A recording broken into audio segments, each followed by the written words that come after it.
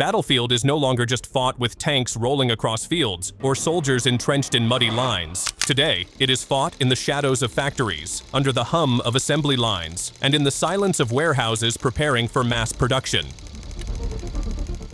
In Ukraine, the rise of drone warfare promised a revolution. Machines like the Bayraktar UAV were hailed as game changers, cheap yet deadly, versatile yet precise. But Russia saw something different. It saw not just machines, but the factories behind them, the lifeblood of this new warfare, and it decided to strike at the source. Keep your eyes to the story.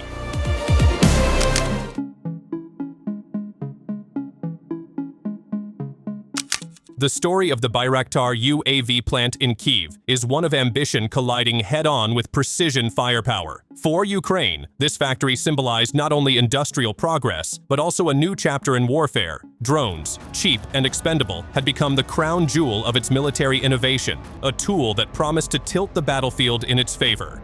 For Russia, however, this very symbol represented a direct threat, a dangerous node of production that had to be silenced before it could truly come alive.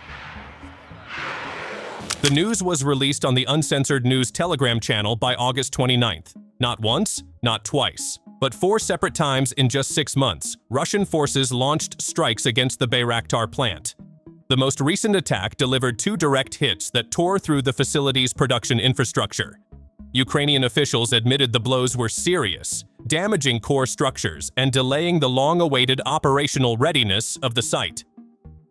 Igor Zinkovich, among the first to acknowledge the incident, made it clear that this was not an accident or a passing strike. It was deliberate, calculated, and repeated.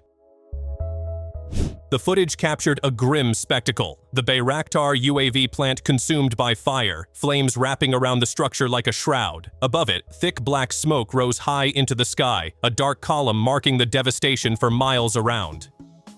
A single lens caught the haunting image of the factory still smoldering in Kyiv, the scars of the strike laid bare.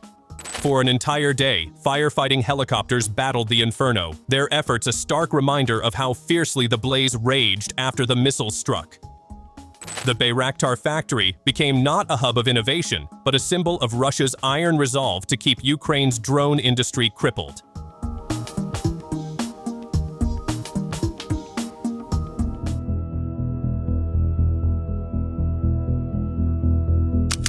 But Russia's focus did not end with Bayraktar. Across Ukraine, other facilities tied to UAV production also found themselves marked for destruction. The war on drones became a war on factories, a systematic dismantling of Ukraine's industrial lifelines. At the end of July, 2 strikes revealed the pattern in its clearest form. Reported on July 28th, an Iskander-m missile roared into Poltava and leveled a UAV materials factory. It was not a random target. It was a direct blow at the resources feeding Ukraine's drone assembly. 3 days later, on July 31st, another strike landed in Kharkov. This time, Russia combined its tools. Geran UAVs were unleashed alongside an Iskander missile, coordinating to overwhelm defenses and deliver a lethal strike against yet another drone facility. These incidents, stacked against the Bayraktar attacks, form a clear picture. Russia is not simply disrupting drone flights over the battlefield. It is tearing out the roots of drone production itself. The strategy is brutally logical. A drone in the sky can be shot down. A drone on the assembly line can be destroyed before it ever flies. And a factory capable of producing thousands of drones. That is a threat too large to be tolerated. Ukraine's drone program, heralded as a game-changer in the early phases of the conflict, has been systematically blunted. Factories that might have churned out fleets of UAVs have instead become smoldering craters. The message is unmistakable. Wherever Ukraine tries to build, Russia will strike. The result is more than just the destruction of buildings. It is the interruption of supply chains, the scattering of engineers, the psychological blow of watching investments vanish in fire. For Ukraine, each destroyed plant represents months of lost work, millions of wasted dollars, and the erosion of its ability to sustain drone warfare at scale. For Russia, each successful strike buys breathing room on the battlefield, reducing the swarm of aerial eyes and weapons that Kyiv can deploy. The Bayraktar plant was only the most visible target. The broader campaign makes it clear: drone factories in Ukraine are living on borrowed time.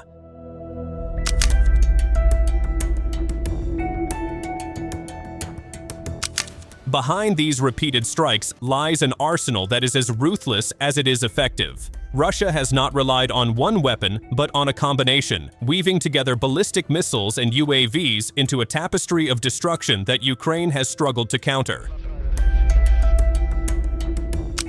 The spearhead of this campaign has been the Iskander ballistic missile system. The Iskander, in both its standard and iskander-m variants, is built for deep strikes and surgical precision. Its speed makes it nearly impossible to intercept, and its accuracy ensures that when it is aimed at a facility, it does not miss. Factories in Kyiv, Poltava, and Kharkov felt the unmistakable signature of this weapon: concentrated firepower delivered with the intent to obliterate.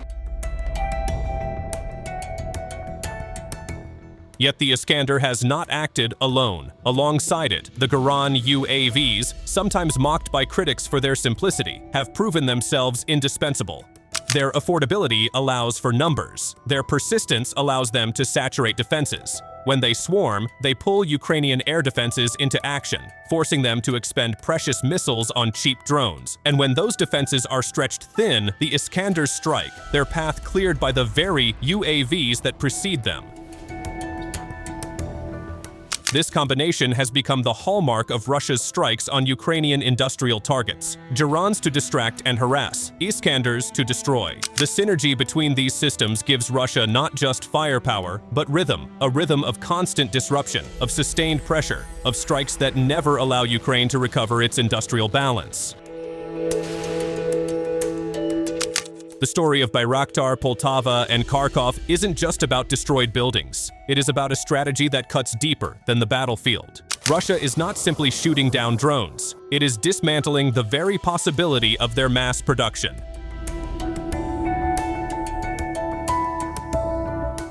And right now, Ukraine's factories are burning, while Russia's missiles keep rewriting the rules of modern conflict. So, that's today's wrap-up. Thanks for watching.